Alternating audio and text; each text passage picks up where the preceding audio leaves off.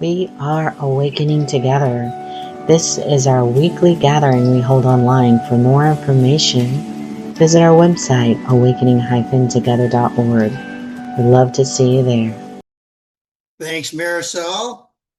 Welcome, everyone, to this Father's Day, June the 15th, 2025. And it's a wonderful day for all of us that have gathered here together. I'd like to invite you to greet one another on the chat if you're so inclined, as Marisol plays our Awakening Together opening song. Well, let's start with our statement of purpose and a core value. We are an assembly of equals joined in common purpose, awakening to one true self within an appearance of many faiths, many cultures, and many symbols. We seek to discern one truth and to rest in its embrace. And for today, I have chosen core value number 5. We accept all forms as temporary appearances permitted through enduring awareness of self. We live this value by honoring all appearances and all experiences while continually reflecting on changeless truth. And so as we get started here, we're going to start with some announcements here. Thanks, Mary. Thanks all of you for the announcements. And Mary's program, Mary is one of our new Awakening Together ministers, which I was reminded of because I had asked her to be a reader, and Awakening Together ministers are not to be readers. So anyway, thanks so much. All right, let's have an opening song here to get us started. I shall not want. I mean, that would be awesome if we could really embrace that, because we've already got everything. So join us for an invocation. Heavenly Father, the Holy Spirit within us that joins us all together. We are one body, joined in common purpose. And we thank you. We thank you for all that is. And we thank you for the guidance that you are about to give us.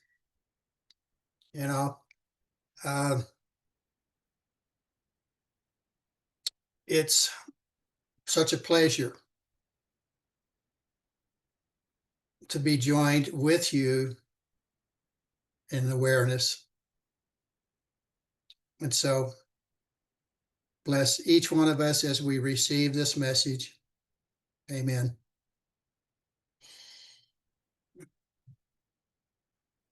Okay, our reading for today is from Revelation, chapters 1 and 2, and NTI Revelation, not the biblical Revelation. Well,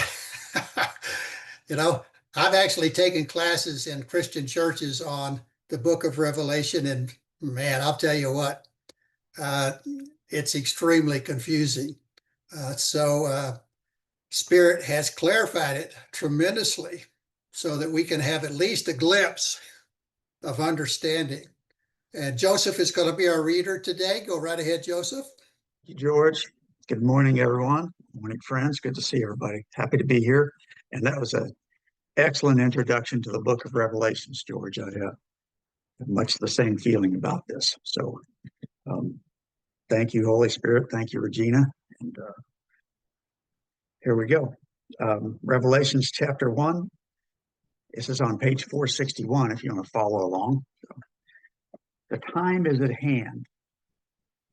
All that you need to accept the truth of you is with you and within you now. There can be nothing that you lack for which you must ask. It has been given, and so you have it with you fully now. The world is an illusion, and so everything you experience as you let go of the world is illusion also. You are not to believe any of it, but helpful symbols will be given to guide you. Remember that they are only symbols. Follow them, realizing you know not where they lead. Do not idolize anything within the world or any symbol or any thought that is sent to lead you from the world. Hold to them as they are useful, but let them go when their usefulness has passed. You are to keep moving by letting go until you find yourself with nothing left to hold on to. Look and see what you shall see. Know that it comes to you like passing clouds, but it comes on the wings of heaven so that you can let it go. Nothing within the world comes to you for any other purpose. Nothing within the experience of the world is to be held to. It is all given that you may look at it and choose to let it go. I am the Alpha and the Omega, who is and who was and who is to come. Keep this thought within the mind as temptations come to tell you that you are not. Stay firm with your heart in trust and say no to all that is a lie by remembering that it is not so. If you do not believe that which is not truth, you shall experience truth. But if you choose to believe the false is the truth about you, you shall experience the false and believe it is true. Guidance comes to you for one purpose, and that is to lead you from the world. There may also seem to be another purpose, which is happiness within the world. The two purposes are not the same. Do not be fooled by the similarities in their sound. One purpose leads to death, while the other most surely leads to life and knowledge of life. All things within the world are the same. There is nothing special in any of it. Every experience can be used to lead to life, and every experience can also lead to death. This is a double-edged sword of the spiritual path. It may lead you to the life you seek, or it may lead you to stay busy as you work very hard, going nowhere. Only you can know what this path is for you. The Christ within is your guide on this muddled and tricky path. By listening only to it, shall you find your way. Listen to no other voice as you step carefully with me. Listen only for life, and be aware of temptations, which are but the appealing calls of death. You are not alone. You are never alone. You need but remember your true purpose, and all that you desire for discernment and guidance shall be given you. You will never be asked to take a single step alone, but you must always be willing to take the lead by deciding the purpose and calling it out to us. I know who you are, and you know who you are also. This is why you do the work that I ask, because you know, and so you want to have the experience of who you are. To not have the experience when you know the experience is your truth is unhappiness. You shall not rest with unhappiness when you know happiness is your right. Within you, there is a voice. It seems to be an evil voice that speaks of hatred and viciousness and attack. But this voice is not evil, nor is it to be hated or feared. For to judge it as evil, or to hate it or fear it, is to listen to it. And to listen to it is confusion. for it is the voice of confusion. Here's how you are to see the voice that seems vicious. This voice seeks for your happiness, but it has become confused by a goal. It believes that your happiness lies in aloneness and control, when aloneness and control can only bring you misery. Do not hate the voice that is confused. Simply do not follow it.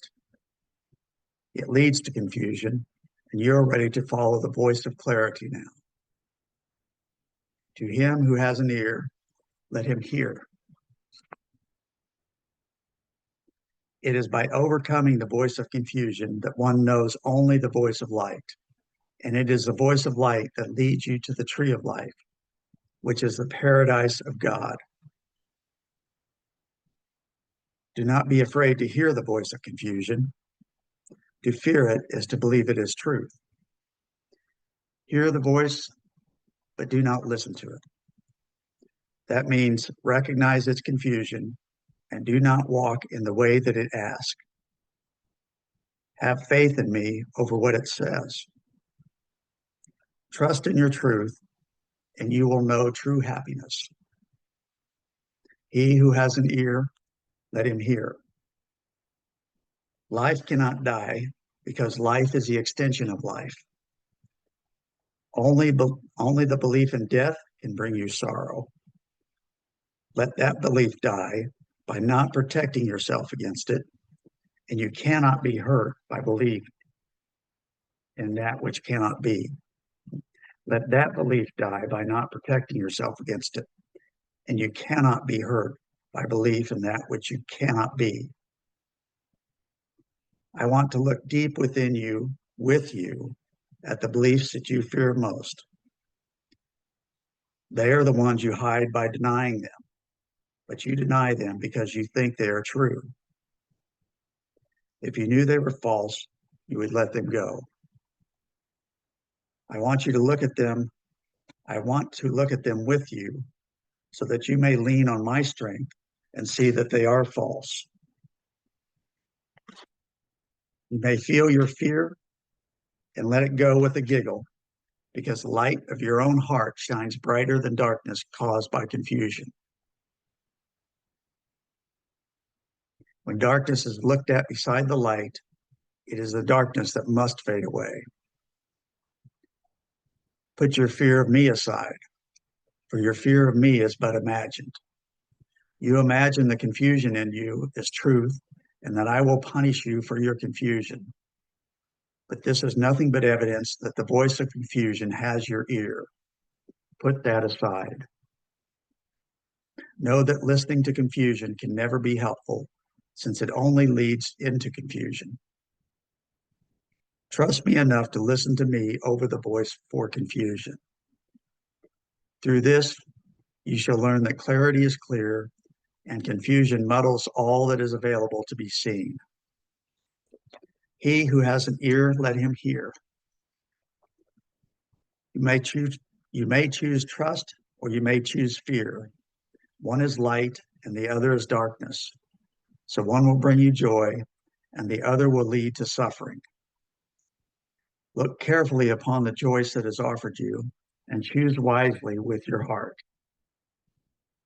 You know which choice to make. It is not a mystery because you do know what you are. Choose with the heart and then hold to your choice as a white stone that is precious because your true nature, your true name is written upon it and known as truth by you.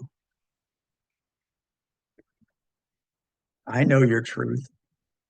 You must hold with me to this knowing of your truth as we look at all that is not true.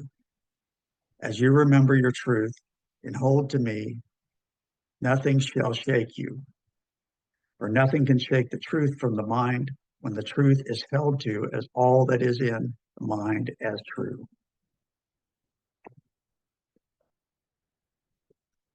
Within your mind, coming from the voice of confusion, there's a deep belief in your own guilt.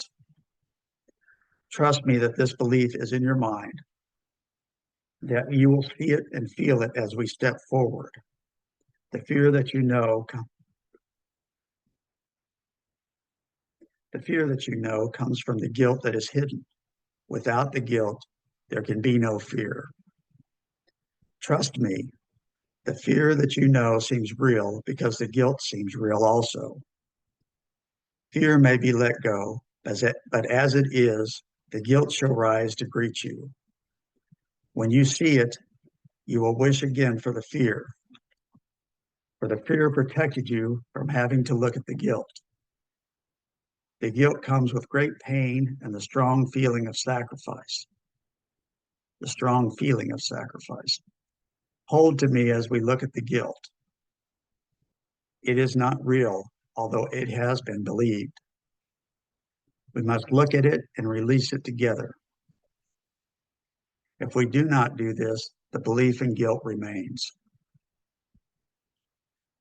If the feeling of guilt is kept, you cannot know the peace of knowing yourself as you are, because you have chosen to know yourself as you are not. There is nothing to fear.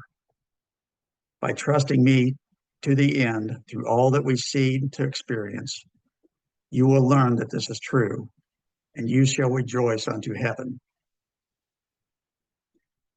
The pieces shall be picked up, and the desire to rule shall be laid down, because you shall know the freedom that is your truth, and you shall not seek to know freedom as if it is less than all that it is. The clarity that comes when the guilt has been released is the freedom and clarity of the morning star. Seek only for this freedom, and let no fear stand in your way.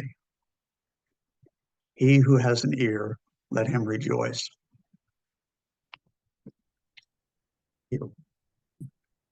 Thank you, Joe.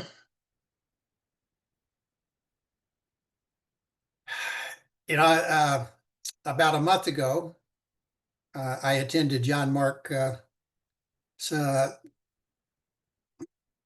his retreat, and he referred quite a bit to the book of Revelation, and that kind of prompted me to select this reading. And so the time is at hand. So what time is it? Well, it's always now. But as we start out here, I want to share with you just a paragraph from The Way of Mastery, the way that calls you home. Beloved friends, I come forth to abide with you where you believe yourself to be. I come not for myself, but for you. I come not to teach you, but to love you until you choose from the depth within your own being to set aside every illusion you have ever given credence to, and to remember the truth which alone is true. And so, you know, one of the main themes of this chapter is the world is an illusion. Well, it seems real to me. It really seems real to me. You know, I'm this George character, and I've had a pretty long life now. I was looking yesterday, and I've actually surpassed the average life expectancy now for males in the United States. So that and you know, I've, like many of you, I've had ups and downs, some really parts of my life that was like, well, gee, I wish I hadn't have done that, or I wish I'd have done that differently or better or whatever. But, you know, I have survived long enough to start to see things from a very different perspective. And I am so grateful that that God has granted me this gift. But, you know, the world reaches out and grabs us. It grabs our attention. And we get so involved. Most of us, not everybody, but most of us get so involved in the external world, what we believe to be happening in the world. And of course, now then, we are in this great conflict within the United States, a period of real chaos has emerged. And, it's very difficult not to get sucked into it and not to have an opinion, not to have a judgment about it. John Mark did point out the difference between judgment and preference. Okay, so so that in and itself, do we have judgments or do we have preferences? So, but this chapter points out we're not to believe any of this. Bill Harris, who created Holosync many years ago, it's not a spiritual process, but he has many spiritual principles. And in his little book that he wrote about his thoughts, he said that you go to a period of confusion into a period of chaos. In order to get to the next level, most people are going to go through a period of chaos. And then they come out on the other side with I'm going to call it a quantum leap, perhaps, of understanding, of seeing things differently.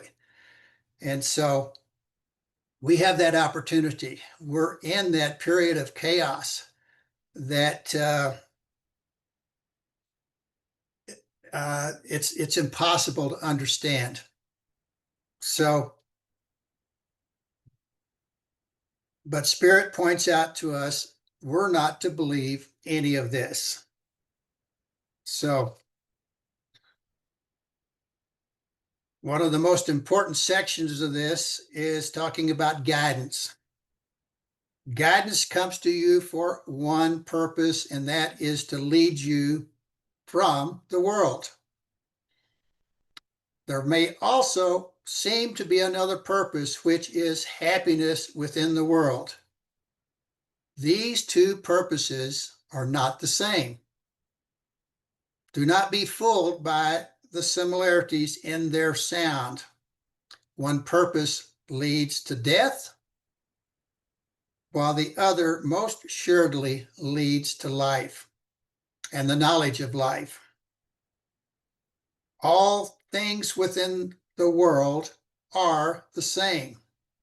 There is nothing special in any of it, and every experience can be used to lead to life, and every experience can also be used to lead to death. This is the double-edged sword on the spiritual path. It may lead you to the life you seek, or it may lead you to stay busy as you work very hard, going nowhere. And only you can know what this path is for you. We're on the hamster wheel of life, and we're running in a circle, going nowhere. I watch myself. I'm retired. I don't have to do anything. And yet I have a daily habit of how my life flows. And I watch myself go through the day just mostly being distracted by what's going on. I'm an information junkie. I can sit at this computer and scroll through all kinds of information about all different kinds of things, and I could sit here for hours. And and there's times that it's quite often I have this awareness that what I'm doing, and I said, stand up, get away from this computer. Because it's just busyness. And the world is an illusion. It's not real. It's not real at all. And so, it's like we're on the holodeck in Star Trek. We go there for entertainment or training or whatever. Or the Matrix, I think most everybody's probably seen the Matrix series, that we're in this world of illusion. And that's both of those are very good descriptors of what is actually going on. Now, why is this happening? Don't have a clue. Somehow we have chosen, because we are spirit, as well as having an experience of being a person, we don't really know why we're here, but somehow that spirit within us sees value. Everything is perfect just as it is. And yet we have all of these judgments and preferences as to how we would like to see things be different than what it is. So just sit with that for a moment. Think about what's going on. And think about, how can I see this as perfection? It doesn't seem perfect from a standpoint of this human experience of separation, but somehow what we perceive in this world is exactly what we need to experience. Why? I don't know. That's just the way it is. I said in one of my homilies a long time ago, George doesn't know anything. Got a lot of preferences. I got a lot of beliefs. But do I really know anything? Not really, not unless Spirit has revealed it to me. So, one of the comments was, well, why should I listen to you if you don't know anything? Well, I hope that what's flowing through me is not George, it's an element of Spirit. So you need but remember your true purpose, and all that you desire for discernment and guidance shall be given to you. Now, here's the good point. You will never be asked to take a single step alone, but you must always be willing to take the lead by deciding the purpose and calling it out to us. That's why we gather together, to constantly remind ourselves where we want to go from a standpoint of the personality. The human nature is a reflection of God. We are social creatures. We survive. No man is an island. We can't survive on our own. I've watched these reality programs. There's one called, let's see, what is it? Alone. That's the name of the reality program. And they take these survival experts and they take them into the most unforgiving environment with virtually nothing as resources, and they have to survive, create a shelter, get food, water, et cetera, and they are totally alone. They do have a connection to the outside world if something happens, or if they just decide that they can't stand it anymore, and that happens quite often. This aloneness, this being alone, is not a natural state for us as human beings. And it's very difficult. Even experts, it's very difficult for them to survive on their own But one of the big issues is the isolation of not having another person around. In the prison systems, they have isolation cells. I mean, that is about the worst punishment you can get, is to be thrown in a cell without any human contact. So it's not something that is natural for us as human beings. But we have spirit with us always. And even though there's people around us constantly, most of us still have this sense of personal aloneness. You can be in a crowd of people and still feel isolated and alone. But we just need to fall back and remember our true purpose.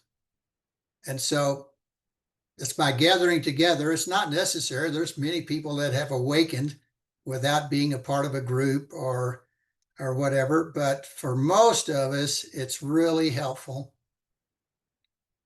to be able to step in with others and reflect with one another. We have, Regina has introduced us to the satsang is the new guru. And so each one of us are the gurus for each of us together, as we contemplate and discuss and reflect. Then Spirit helps us have new insights. So I know who you are, and you know who you are also. Well, it's not the George I, it's Spirit. Spirit knows exactly who we are, because it is us. But it is only by stepping away from it that we can have that realization. I like this in the second chapter here, it talks about the voice of confusion. Within you, there's a voice. It seems to be an evil voice that speaks of hatred and viciousness and attack. But this voice is not evil, nor is it to be hated or feared. Now, we don't necessarily like to internalize. Our go-to is to project outward. We're projecting outward this hatred and viciousness and attack. We're projecting it outward into the world. The reality is we are actually projecting it into ourselves. But we don't really want to realize that, and so we project it outward. Why does the world not seem to be perfect as it is? It's because of our internal voice, this voice within us, this voice of confusion that really doesn't have a clue as to what's really going on. So here is how you are to see the voice that seems vicious. This voice seeks for your happiness, but it has become confused by a goal. So as human beings, we have goals. Number one goal is we want to be happy. And that looks differently to everyone. Everyone has their own definition of happiness, but we want to be happy. But from a standpoint of the world, from a standpoint of being an individual, that happiness has conditions. We want to be safe. We want to have shelter. We want to have, respect, et cetera, et cetera. And we're looking for these things in the world. And yet those things do not really exist in the world. You know, there's no safety in the world. That's an illusion. One of the things that I've realized very profoundly, and we've all had this sense that, this story of our personhood is finite. It's going to end at sometimes, but as you get older and older, it becomes more and more real. It's not a theoretical thing. It's like any one of us could die today as far as this personality, or we can live many more years. But since time is an illusion, that moment is imminent. It just doesn't seem imminent, but it is. And so we subconsciously have this fear of not existing. And that is not existing as that person that we believe that we are. So the voice is not actually evil. It is trying to protect us. Do not hate the voice that is confused. Simply do not follow it. Well, that's pretty easy. We can actually do this by looking out into the world. And we hear all these other opinions, and we hear opinions that we don't agree with or not drawn to. And so we don't follow those thoughts. We can do that within ourselves. To him who has an ear, let him hear.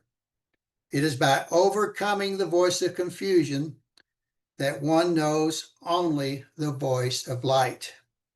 And it is the voice of light that leads you to the tree of life, which is the paradise of God.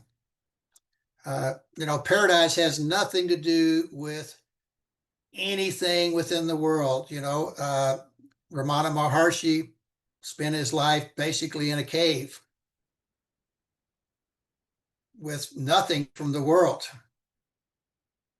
And many, many gurus have followed that path of totally rejecting the world and anything the world has to offer. It doesn't,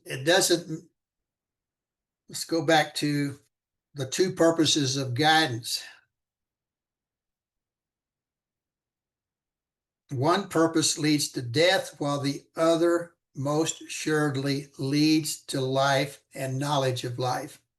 So the double-edged sword is, which voice are we going to listen to?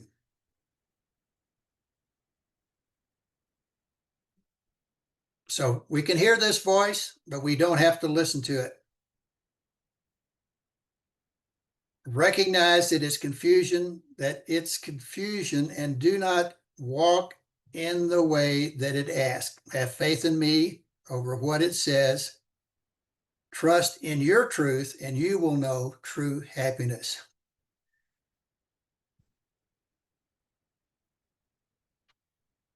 So how do we do that? We look within. We look deep within at the beliefs that we fear the most. So, let me go back to the fear of death. I was in the military in my late teens, and I worked in a hospital, and I saw people die. And it's like, it's not a pleasant thing, because when you're there, the reality of it hits you really hard. And so I know in my younger years, I had a really tremendous fear of death because I had a personal experience of it. And it wasn't theoretical. It was right there in front of me. So, but as time has gone on,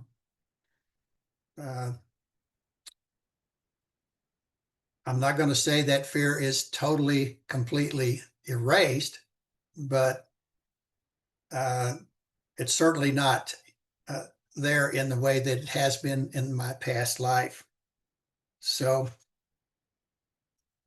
I would rather die before I die.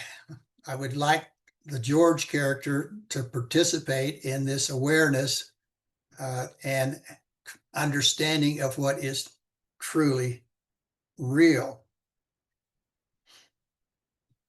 Okay, well, I see my time is getting short as usual.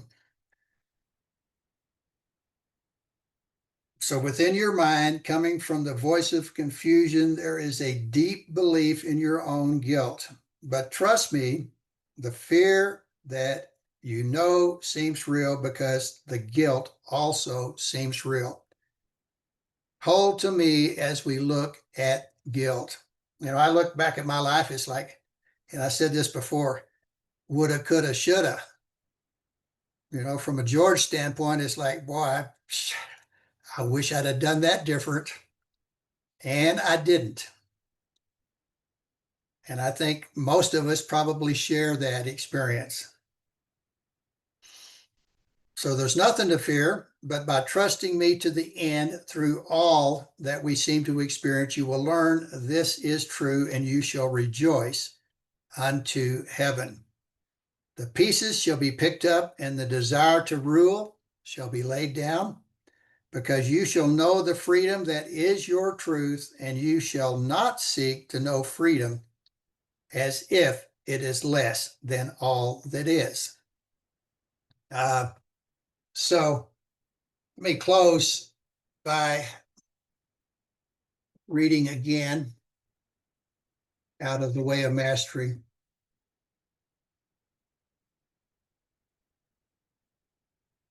So Jeshua shared this message. I promise you this, if you become wholly committed to awakening from the dream you have dreamt since the stars first began to appear in the heavens, and if your one desire is to be only what God created, then lay at the altar with your heart, with every breath, everything you think you know, everything you think you need, and look lovingly upon every place that fear has made a home in your mind, and allow correction to come. It will come. Regardless of how you experience it, it will come. And the day and the moment will arise, and all of your pain and fear and suffering will have vanished like a wind that pushes the foam of the wave away, revealing the clarity of the ocean beneath you. You will literally feel throughout your being that there never was a dream. Some memories might remain with you, and you will know that somewhere you must have dreamt a dream or had a thought of wondering what it would be like to be other than the way God created you. But it will be such a faint echo that it will leave no trace upon you. In your heart, you will smile gently, regardless of the circumstances in which you find yourself. There will be peace from the crown of the head to the tips of the toes, and that peace will walk before you wherever you go. It will enter a room before you enter it with a body, and those who are becoming sensitive will wonder who has come into their place. And some will even say, behold, I believe Christ has come for dinner. And you will be that one, and that is who you are, Christ eternal. I love that. I love that promise. And I share that with you. And I thank you so much for being with us today. And let's see. I guess we're ready for a song. Thanks, Marisol. Love that song. Each one of us is already enough. And so we've got a few minutes if anybody would like to share, and thank you for the chats that have been expressed. So, but does anybody have anything they'd like to say? Laura Joy, go right ahead. Thanks, George. Yeah, so beautiful. And just what comes in is we are that radiance. There are no gaps. Uh, we can be fearless, fearless love, and love affectionately, and all is well. And it's just a matter of believing it. And then beyond believing it, just communing with it, knowing it's absolutely everything that you shared this morning. Thank you. Thank you, Laura Joy. Anyone else?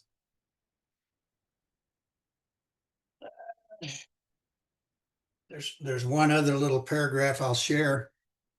And then we will have fellowship in about 5 minutes, so you can continue. But in A Course in Miracles, lesson 135, this is one of my favorite paragraphs. What could you not accept if you but knew that everything that happens, all events, past, present, and to come, are gently planned by one whose only purpose is your good? I was reminded, I saw something the other day about the book of Job in the Bible. And, Job was very dedicated to God. And he lived his life in surrender to God to the best of his ability. And God allowed some terrible worldly problems come upon him. He lost everything. He lost his family. He lost his wealth. He was a very wealthy man. Family, wealth, and even his health. And, and in his community, there was a thought that if you were subject to misfortune, it was because you had sinned somehow. And, his friends and neighbors came to him and said, just curse God and die. Just curse God and die, because, you've obviously offended him. And so that's the reason that you're doing all this suffering. But Job didn't say anything. He just continued on, trusting God, regardless of what his circumstances looked like in the world. He just continued to trust God. And so, one of the lessons there is life is not fair. Some of us have fabulous lives, and very few negative circumstances come to us, and some of us just can't get a break. We can't get away with anything. Everything seems to be just against us. And yet, it doesn't matter. As it pointed out here in the guidance, there's two purposes that are not the same. These purposes can lead us to life, or it may lead you to stay busy as you work very hard going nowhere. So, the mouse on the little wheel, just running, and then finally we run out of energy, and that's it. So, anybody else? We got like 2 minutes here. We can play another song, Marisol, if you will. So, thanks everyone. And I'm going to turn it over to, I guess Shauna's going to be our admin as we go forward for fellowship. You've been watching our online gathering. It happens weekly on Sundays at 10:15 a.m. Eastern Time. To join us live in the sanctuary, visit our website, awakening-together.org. You'll want to click on Online Sanctuary in the main menu, and then in the drop-down menu, look for How to Enter the Sanctuary. Right there at the top of the page is a clickable link. We'd love to see you in the sanctuary and join with you in fellowship. Thank you again for watching. Also, please know that if you'd like to stay connected via the Awakening Together channel here on YouTube, you can subscribe and hit the bell for more notifications. We hope to see you in the sanctuary.